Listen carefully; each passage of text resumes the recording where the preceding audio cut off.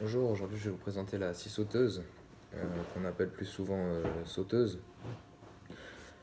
Euh, Elle a une puissance de 720 watts, elle a un voltage de 220 à 240 volts et elle a une fréquence de 50 à 60 Hz. Elle a aussi une vitesse de 1000 à 2300 allers-retours par minute.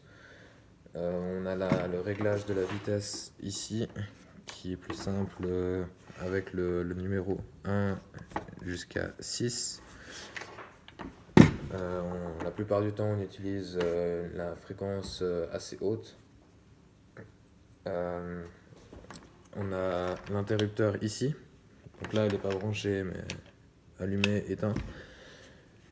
Pour ce qui est des lames maintenant, on a plusieurs types de lames par rapport aux matériaux qu'on doit couper. Là, c'est une lame standard bois, donc on a des lames pour le bois, pour le métal et pour le fermacelle et duripanel. On en a d'autres, mais ça nous sert très très peu. Pour les lames qui sont pour le bois, on a des lames spécifiques. Je vais vous donner deux exemples. Pour l'instant, il y a la standard. Et le deuxième, c'est par exemple les lames à double sens qui coupent en montant et en descendant. Ça vous permet d'avoir une coupe propre sur les deux faces d'une pièce, s'il vous faut une coupe propre. Et pour ce qui est de changer la lame, sur celle-là, c'est assez facile. Il faut juste pousser ici pour débloquer et on a juste à la sortir. Puis pour la rentrer, il faut garder ouvert. On n'a plus qu'à la rentrer, puis c'est tout. Ici, on a un réglage qui permet de régler ici la partie qui est là. Je vais poser. Je sais pas si vous voyez, mais ici elle avance, la petite partie là avance, et plus je tourne la molette, plus cette partie recule. En fait, c'est le recul de la lame quand il faut évider la sciure. Donc là, à 0, elle va tout droit, et plus je tourne la molette, plus la lame, en remontant, elle va revenir en arrière pour évider. Question sécurité. C'est toujours bien d'avoir des protège-ouïes. Moi j'ai des bouchons d'oreille, il y en a certains qui ont des pamires, ça va aussi. Euh, il serait aussi mieux si vous tenez à vos mains, de ne pas mettre la main qui tient la pièce devant la lame quand vous coupez. Cette machine-là n'a pas de guide pour, par exemple, faire une coupe parallèle à un côté d'une pièce ou quelque chose comme ça. Elle n'a pas non plus d'adaptateur entre guillemets pour un aspirateur. Certaines en ont un, mais celle-là pas. Ce qui n'empêche pas qu'on puisse mettre un aspirateur à côté de la lame quand elle coupe. Maintenant, je vais procéder à mon premier exemple. J'ai fait une coupe arrêtée à la Stribig et le but ici c'est de finir la coupe arrêtée à la scie sauteuse. Donc voilà, ça c'est la coupe arrêtée que j'ai faite. Pour l'instant, il y a juste les quatre coins comme ici qui sont encore tenus et c'est ça que je vais couper. Donc toujours dans ce cas-là, insérer la lame dans la pièce avant d'enclencher la machine.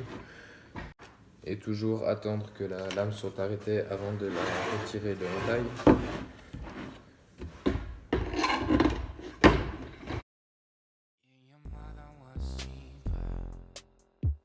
Every time that I see her, and she got the right motion, but she ain't got no devotion.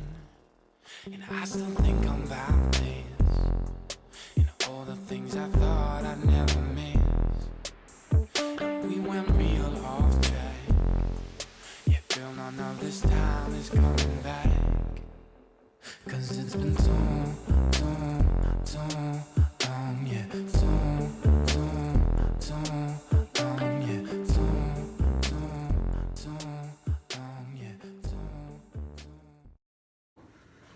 Voilà. Ensuite, une tout facile d'en pouvoir enlever la pièce. Et ça donne quelque chose comme ça. Ça peut... là j'ai pris une chute, mais ça peut faire office de cadre ou comme ça. En vrai, on peut faire une rainure arrêtée dedans pour mettre un verre avec un panneau derrière pour une photo. Ça peut être sympa. Donc, si vous voulez voir, ça donne quelque chose de propre à l'extérieur et sur la chute. Vu que la lame de la sauteuse est moins large que la lame de la Stribig, ça donne quelque chose comme ceci sur la chute. Donc il faut toujours bien se caler sur la pièce qu'on veut garder pour pas avoir justement ceci. Ensuite, je vais procéder à mon deuxième exemple, qui est un tablettage que j'ai effectué juste avant.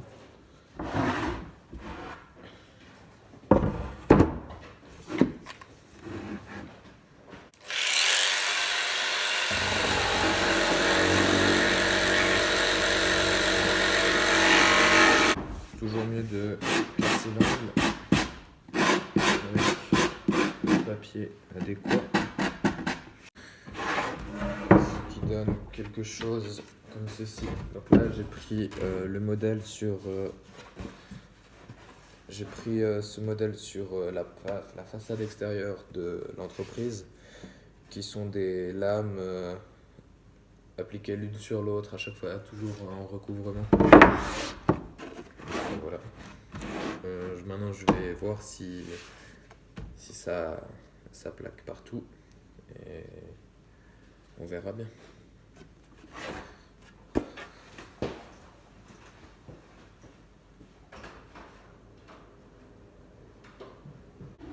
Voilà, donc je suis dehors devant la façade. Donc on va essayer la pièce que j'ai tablettée. Donc comme on peut voir, il n'y a aucun trou. Voilà. Et je suis pas par contre allé jusqu'en bas parce qu'il y a le rail de la porte coulissante. Voilà, j'ai terminé cette présentation de la scie sauteuse. J'espère que ça vous servira et que vous avez tout compris. Merci d'avoir pris du temps pour regarder cette vidéo.